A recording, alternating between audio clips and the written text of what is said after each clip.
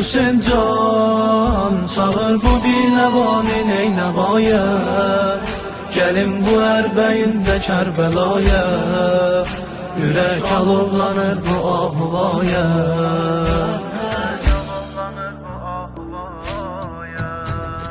Hər gecələr zikr edərəm dildə ziyarətnamə, İsmin ilə verdim ağa eşqə şəhadətnamə.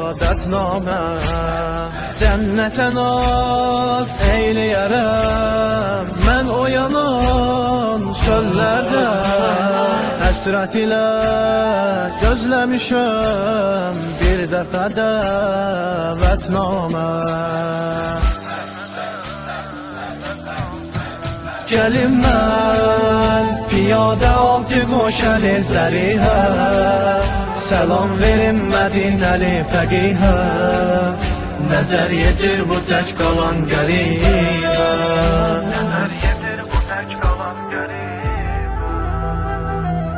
Hüseyin can çağır bu binəvanın ey nəvaya, gəlin bu ərbəyində Kərbəlaya, ürək alovlanır bu ahuvaya.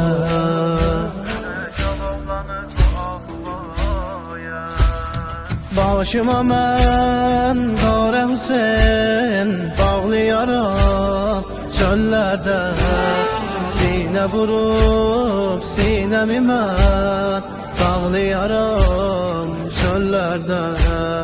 Əsir olan Rüqəyyəvi yad edərəm ahidə, Əsqər və Əkbər və ağlayaram çöllərdə.